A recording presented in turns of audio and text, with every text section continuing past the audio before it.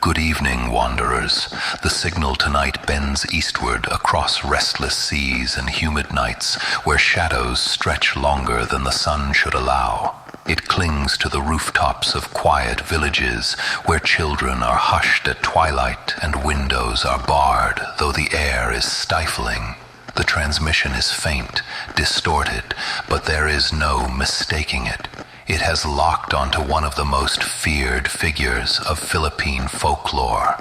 Listen carefully, for in these stories, the monster is never far from the hearth, never far from the laughter of a family inside, and perhaps never far from you.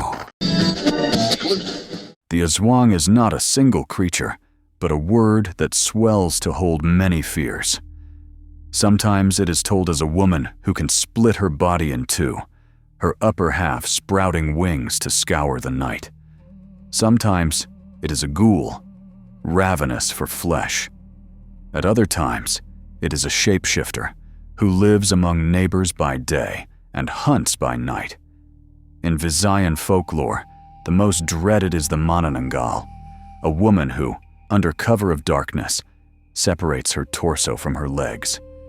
She takes to the skies, searching for victims, her long hair whipping behind her like black smoke, her viscera dragging through the air.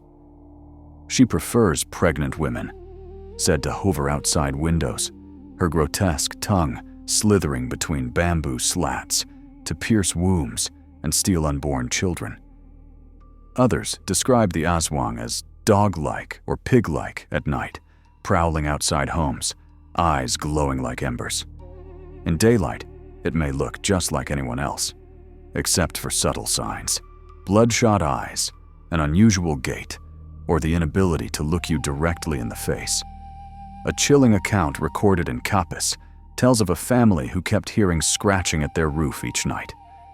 Their chickens were found drained of blood, their dog cowering beneath the house. One night, the father climbed to the rafters with a bolo knife and claimed to see a winged figure dart into the trees, leaving behind a foul stench of rot. The Aswang is feared not because it is one thing, but because it could be anything. A neighbor, a relative, the kindly woman who sells fruit at the market.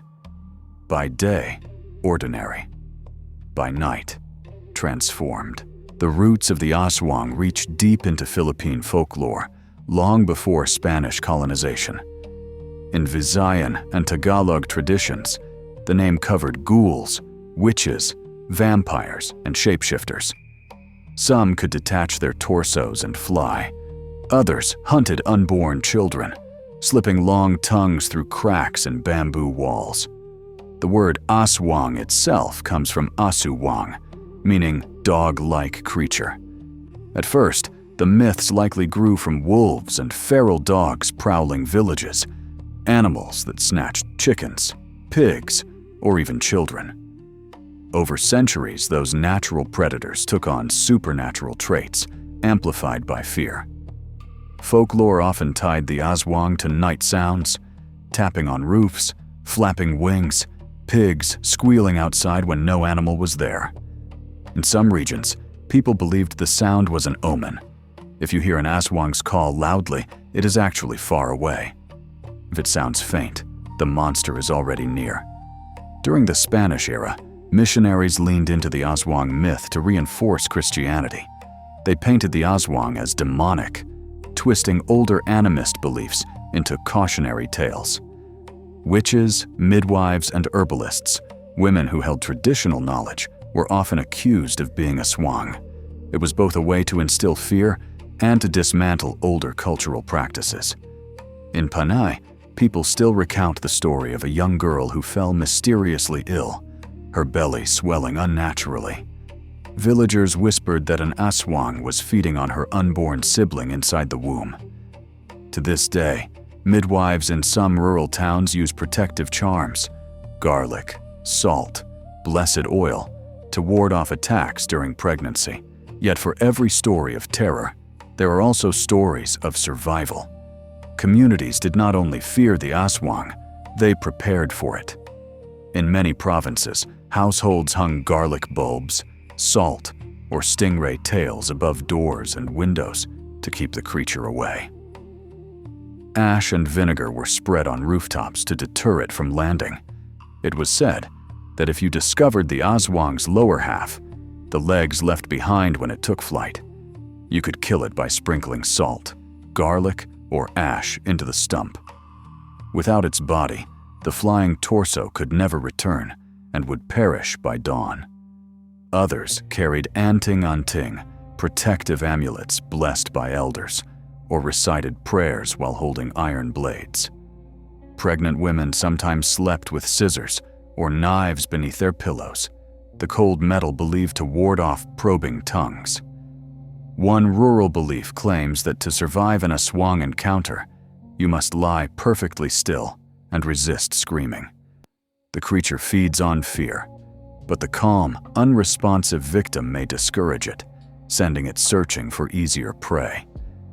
These customs were more than superstition. They were acts of resistance, ways of reclaiming power in the face of something unexplainable. Yet beneath these rituals lies a deeper truth. Perhaps the Aswang was never only a monster, but a vessel for fears that could not otherwise be named. And to understand that, we must step beyond the horror into something more human. But what if the Aswang is not only a monster, but also a mirror? In the Philippines, tales of the Aswang often echo the deepest anxieties of community life: hunger, illness, betrayal. A story that the woman next door could be a monster reflects not only fear, but suspicion bred by hardship. When resources are scarce, trust frays. And what better way to embody that fracture than in a figure who looks like us, but isn't? Anthropologists have noted that many accused of being Aswang were women who lived alone, widows, or those on the fringes of society. To call someone an Aswang was to mark them as dangerous and untrustworthy, a form of social punishment. It was an explanation for why the crops failed, or why a child wasted away with fever. In some communities, the Aswang represents the anxiety surrounding childbirth. High mortality rates made pregnancy a dangerous time, and stories of the Aswang were ways to give form to that dread. In this light, the Aswang is not only a monster, but the embodiment of grief, of lives taken too soon, and fears that could not be spoken directly.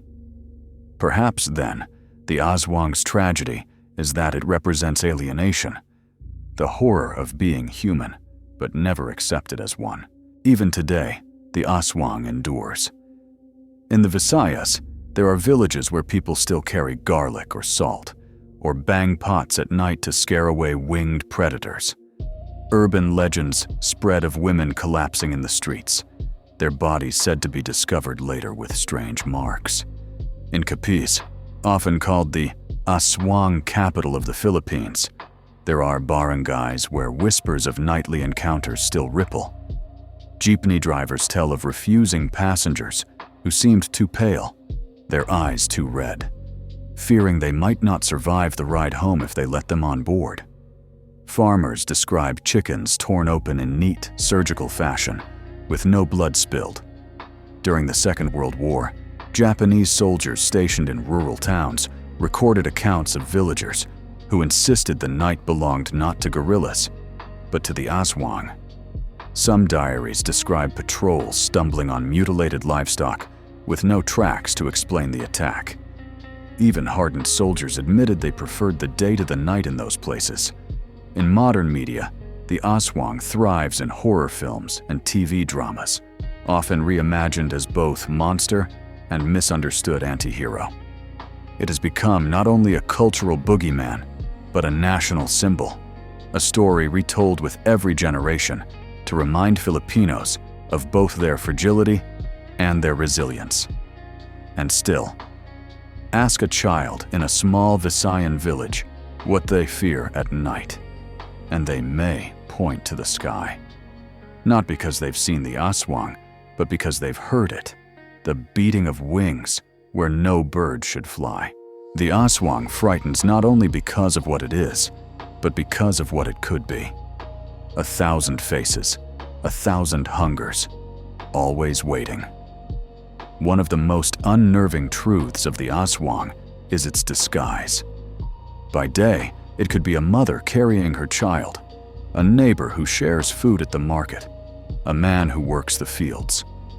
But when dusk falls, the mask slips. The shadow stretches too far. The eyes reflect too brightly, and the faint rustle above your roof reminds you that not everything human is safe.